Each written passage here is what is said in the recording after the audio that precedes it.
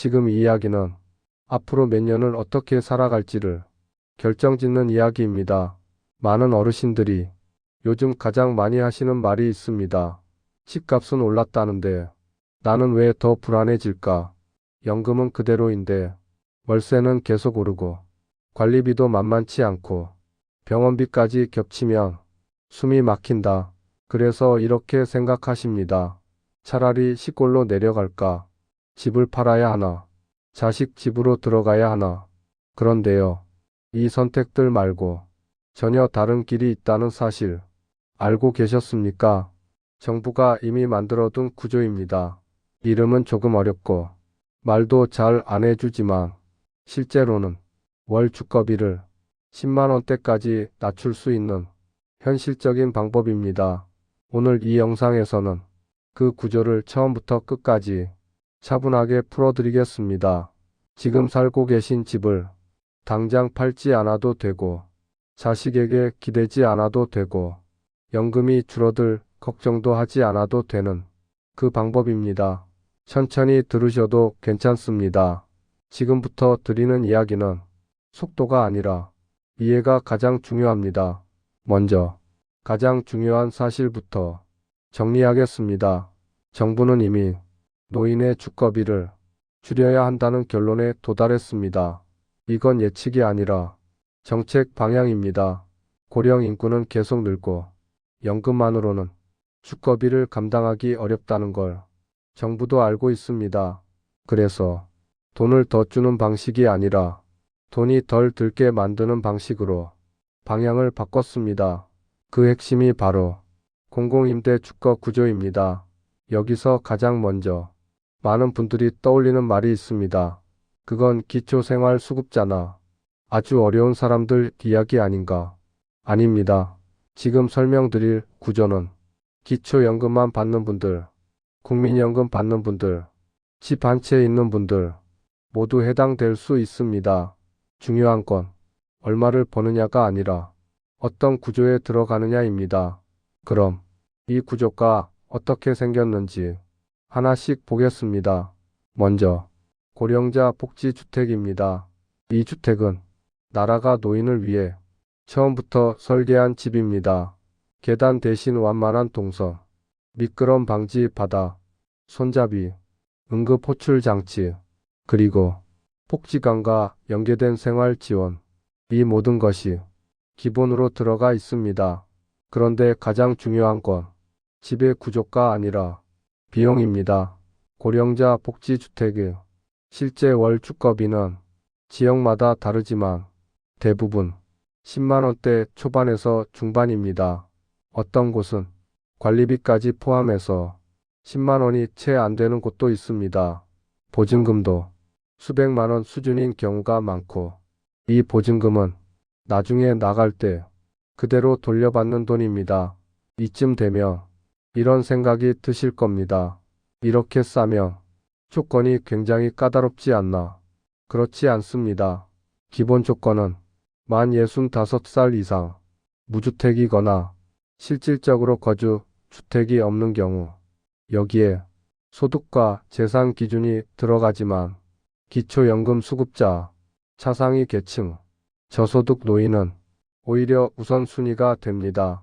집이 있는 분들은 아예 안 되는 것처럼 알고 계신 분들이 많지만 그것도 오해입니다. 집이 있어도 실거주하지 않거나 처분 예정이거나 전세나 월세로 돌릴 계획이면 가능한 경우가 많습니다. 중요한 건 무조건 안 된다고 혼자 판단하지 말라는 점입니다. 다음으로 매입 임대 주택입니다.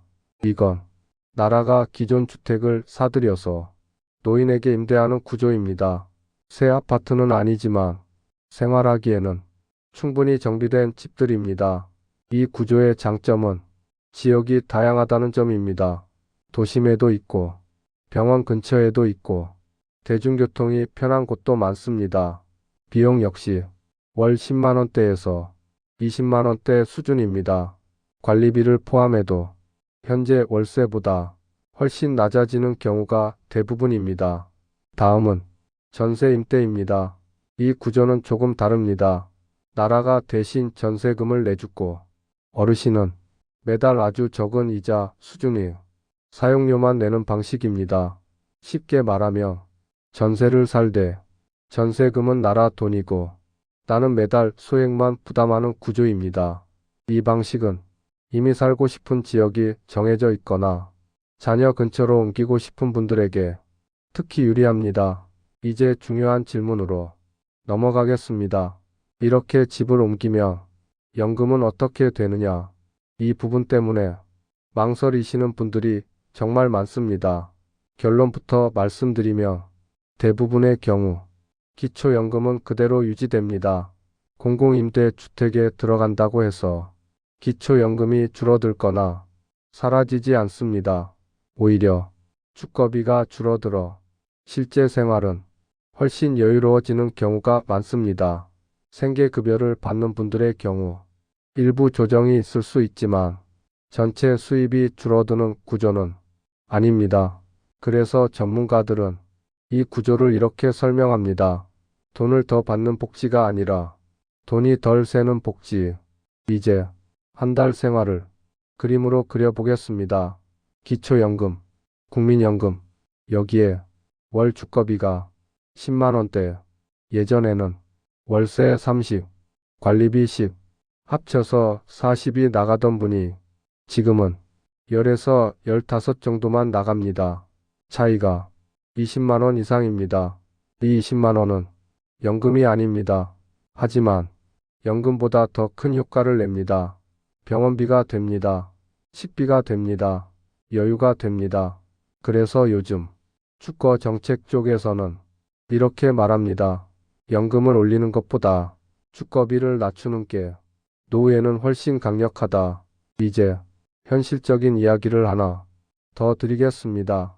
이 구조를 주민센터에서 먼저 설명해 주는 경우는 거의 없습니다. 왜냐하면 본인이 물어봐야 움직이는 구조이기 때문입니다. 그래서 정보를 아는 사람과 모르는 사람의 격차가 너무 큽니다. 어떤 분은 월세 30을 계속 내고 계시고 어떤 분은 같은 지역에서 10만 원대로 살고 계십니다. 차이는 정보 하나입니다. 그래서 이 영상이 중요합니다. 지금 당장 결정하지 않으셔도 괜찮습니다. 하지만 이 구조가 있다는 것, 나도 해당될 수 있다는 것, 이 두 가지만 기억해 두셔도 앞으로의 선택이 완전히 달라집니다. 마지막으로 꼭 드리고 싶은 말씀입니다. 노후 주거는 참는 문제가 아닙니다. 견디는 문제도 아닙니다. 구조를 바꾸는 문제입니다. 이미 정부는 구조를 만들어 두었습니다. 이제 그 구조 안으로 한 발만 들어가시면 됩니다. 다음 영상에서는 이 주거 구조에 실제로 들어간 어르신들의 사례를 통해 어떤 경우가 되고 어떤 경우가 안 되는지 더 구체적으로 풀어드리겠습니다. 오늘 이야기가 조금이라도 숨을 덜 막히게 해드렸다면 그걸로 충분합니다. 여기까지 차분히 함께 해주셔서 진심으로 감사합니다.